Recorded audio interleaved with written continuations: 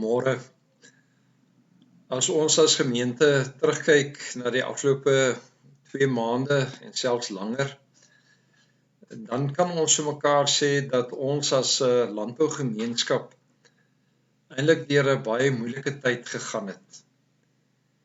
As 'n mens terugkyk, dan word ons herinner aan die geweldige skade wat die haal gebring het, van ons boere wat letterlik hulle oeste verloor het as gevolg van die haalskade. En ons gaan kyk na die geweldige rukwinde wat daarna gekom het en die vrugte wat nog oorgebly het, selfs die ook afgeruk het van die bome.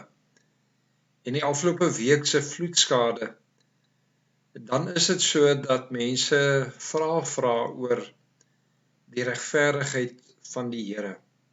Waar is God wanneer dit vir ons voel asof hy ons vergeet het?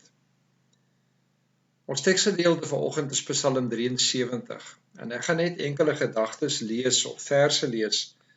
En ek lees hier van vers 1 af. God is vir Israel baie goed, vir die wat rein van hart is. Tog het ek daarin begin twyfel. Ek het byna koers verloor, want ek het die hooghartige goddeloses met afguns beheen, toe ek hulle voorspoed sien. Hulle het geen kwellings, hulle is sterk en gesond, hulle het geen sorge nie. En dan praat hy van hoe hy dan eintlik worstel met die Here, hoe hy op 'n stadium dan ook in die heiligdom van God kom om na te dink oor God se pad wat hy met ons stap. Dat ons as gelowiges die Here het, die goddelose het nie vir God nie. En dan sê hy by vers 21, toe ek verbitterd en veronreg gevoel het, was ek dom en sonder insig. Soos 'n reddelose dier het ek my teenoor u gedra. Tog was ek nog altyd by u, want u vat my aan die hand. U lei my met u raad. Vers 26, al is hy afgetakelde liggaam en gees. God is my sterkte, aan hom behoort ek vir altyd. En dan sluit hy in vers 28 af. Ek het die Here my God gekies as my toevlug. Ek sal van al u werke bly vertel. Gemeente, die psalmdigter Asaf beleef ook dalk iets wat jy vanoggend in jou hart ervaar. Ek kom agter dat in ons gesprekke met baie mense eintlik op 'n manier half kwaad is vir die Here.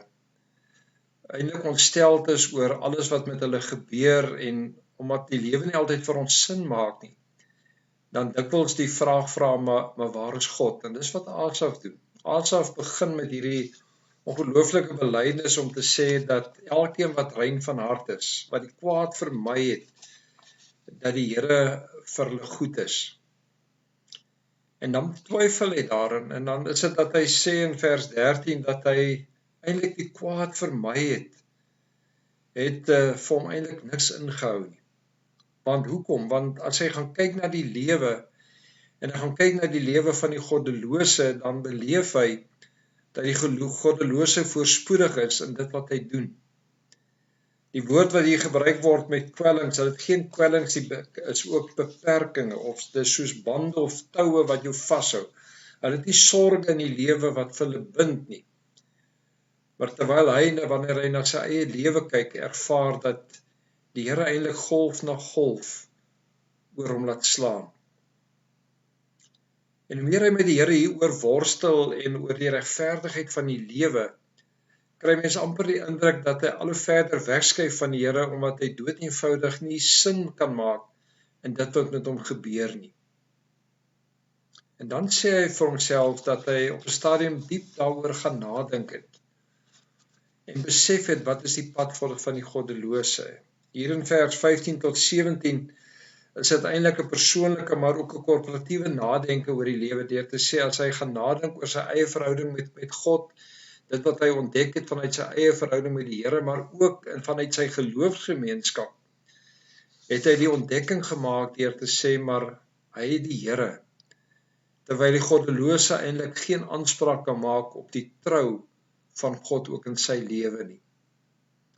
Vir my is die kernvers in vers 23 dat hy dan kom en sê, en tog is ek nog altyd by u, want u vat my aan die hand. Die direkte vertaling sê, ek is nog altyd by u, want u het my regterhand vasgehou. Die raad wat u gee, lei u my, en daarna neem u my eervol weg.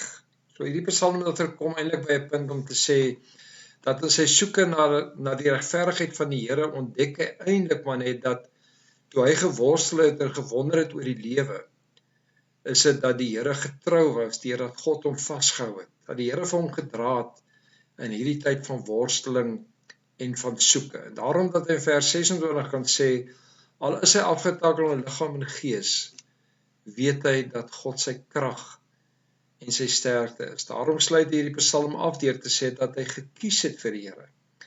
Dat hy gekies het om God te erken as 'n rots in sy lewe, aan wie hy kan vashou en wat vir hom kan deurdra, ook deur die storms van sy lewe. Gemeente, ek weet ons elkeen gaan deur persoonlike krisisse. En baie keer in hierdie tydperke voel ons alleen. Baie keer het ons die ervaring dat God ons vergeet het. En tog is dit dat hierdie psalm vir ons kom sê dat terwyl ons soekend is, terwyl ons probeer sin maak in dit wat met ons gebeur, bly God getrou en regverdig ook in ons lewe. Dit is juis hy wat vir ons dra, wat vir ons help. Dit is juis hy wat vir ons vrede bring en wat maak dat ons 'n belydenis kan maak deur te sê, maar ons kies nog steeds die Here, omdat ons bewus is dat ons krag en ons troos juis in God lê. Mag ons in hierdie tyd van onsekerheid, mag ons vashou aan die belofte dat die Here God is oor ons lewe. Mag ons ook in ons soeke na sin en betekenis ook die Here se hand in ons lewe raak sien.